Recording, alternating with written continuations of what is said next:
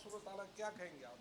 Sir पहले जो बारिश की आपने बात की, जो वार्निंग हमें आई है एनडीएमए और पीडीएमए की तरफ से कि नॉर्मल से ज़्यादा बारिशें एक्सपेक्टेड हैं। एक्सपेक्टेड है। 2022 वाली रिपोर्टिंग अभी नहीं आई, लेकिन ये बिल्कुल है कि जी अबव नॉर्मल मानसून होगा और उसमें मल्टीपल इश्यूज़ आप हमसे ज़्यादा जानते होते हैं।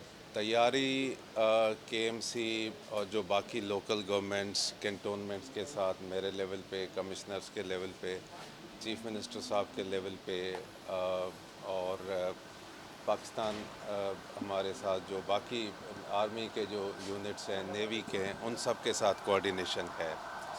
नालों की सफाई केएमसी की ज़िम्मेदारी है। उन्होंने कुछ काम शुरू किया है, कुछ अभी भी कर रहे हैं। ईद की वजह से ब्रेक आ गई थी। Solid waste management board issues हैं, वो मुझे पास्ट उसका एक्सपीरियंस भी है। जब कमिश्नर कराची था तो नॉर्मल से जब चीज़ें ज़्यादा बढ़ जाएं तो उसमें आते हैं, लेकिन अपनी तरफ से डिपार्टमेंट्स को हाई अलर्ट किया हुआ है और वो अपनी पूरी कोशिश कर रहे हैं। जो दूसरा इशू आपने किया, टेम्परेचर, आज तो शायद आपने भी देखा होगा हवा लग रही है, उसने हाँ, विंड थोड़ी सी डायरेक्शन बेहतर है। चेंज किए, बेहतर हुए। 2 दिन से टेम्परेचर राइज से ज़्यादा हब्स ज़्यादा था, ह्यूमिडिटी। मैंने अभी आने से पहले वो सारे कमिश्नर से रिपोर्ट ली थी। तो जो हम रेस्क्यू और फर्स्ट एड सेंटर्स हैं, कोई 750 के करीब अक्रॉस द प्रोविंस हैं। वो डिवीज़न वाइज डिटेल भी है, वो फिर हमारे वो जो प्रेस रिलीज़ वाले दे देंगे। कराची की हद तक आज कमिश्नर कराची शाम को एक प्रेस को भी ब्रीफ करेंगे उस पर डिटेल से। 124 वो जो फर्स्ट एड सेंटर्स हैं, चूँकि हीट वेव में आपने देखा होगा कि हॉस्पिटल से ज़्यादा उसकी जो टाइम सेंसिटिविटी होती है। पहले भी हमने यही किया था, कोशिश की थी कि अगर कोई केस होता है तो जल्दी से जल्दी, ताकि उसको रेस्क्यू बड़ा सिंपल सा होता है, उसमें पानी हो, हाइड्रेट किया जाए, हवा हो, पंखा हो, और ताकि वो 124 की डिटेल लिस्ट भी कमिश्नर आपके साथ शेयर कर लेंगे ताकि अच्छा। आप जाके देख भी अच्छा सकें। सर, के इलेक्ट्रिक ने मजीद तकलीफ को बढ़ा दिया है और सुना है कि सिंध हुकूमत को भी आंखें दिखा रही है कि अरबों रुपए हमारे, आप पहले दे दें फिर बात करें। आपकी किस सुना है बिजली का? देखें, उनके इश्यूज इस सीज़न में हो जाते हैं। मेरी भी उनसे कल मिनिस्टर एनर्जी ने भी मीटिंग की है, मेरे पास भी आए थे। सिंध गवर्नमेंट की तरफ उनके ड्यूज़ हैं, उसमें डिनाइल नहीं है, लेकिन वो प्रोसेसिंग में थोड़ा हो जाता है। तो हमारे कुछ जो फील्ड ऑफिसेज थे उनकी उन्होंने बिजली डिस्कनेक्ट भी की थी, सेक्रेटरी भी फिर करी थी। फिर सीईओ के इंटरवेंशन से वो बहाल भी हो गई।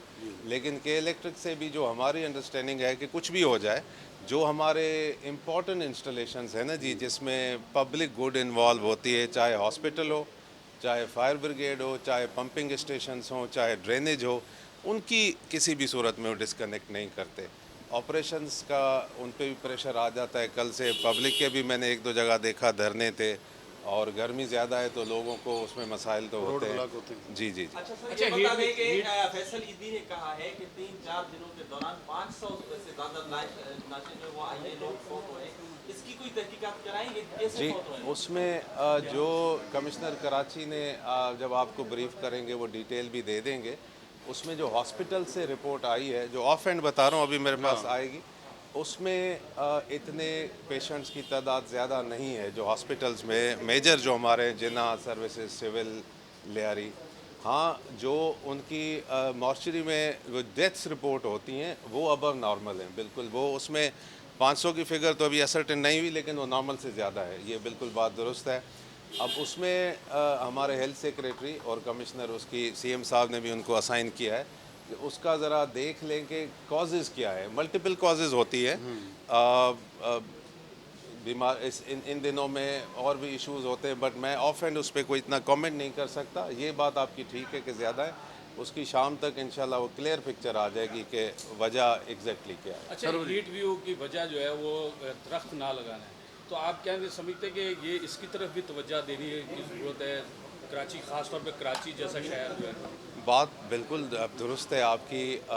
मैं यहाँ आने से पहले सेक्रेटरी क्लाइमेट चेंज था, और पूरी दुनिया का हम यही देख रहे थे जो क्लाइमेट का अखबारों में, न सिर्फ कराची, बट ये जो क्लाइमेट चेंज का इशू है ना जी, ये किसी एक शहर एक मुल्क का है नहीं, ये पूरी it's a global issue. Karachi चूँकि मेट्रोपॉलिटन सिटी है, अब इसमें फॉरेस्ट कम है।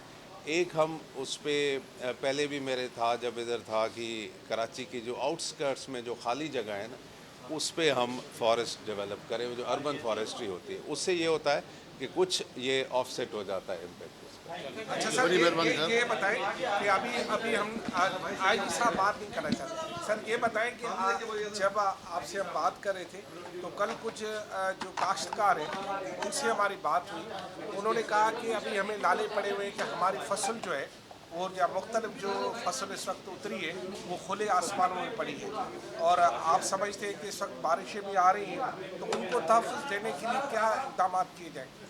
देखें, गंदम का एक तो जो गवर्नमेंट का अपना स्टॉक होता है उसी के भी अच्छे भले इश्यूज़ हैं, और फूड डिपार्टमेंट उस पर डे नाइट कोशिश कर रहा है कि उसको हम सिक्योर कर लें। इस दफ़ा जो वीट प्रोक्योरमेंट का टारगेट था, मेरे ख्याल से वो 20% फसल उठाई होगी, 80% तो काश्तकारों के पास अपनी ये मसला है। इसमें अब मुझे स्पेसिफिकली देखना पड़ेगा कि एग्जैक्टली गवर्नमेंट कर क्या सकती है, लेकिन ये भी बहुत बड़ा चैलेंज है कि हम जो अपनी है उसको हम सिक्योर करें ताकि वो भी पब्लिक मनी है ना जी, वो ज़ाया ना हो। थैंक यू सर, मेहरबानी साईं, मेहरबानी।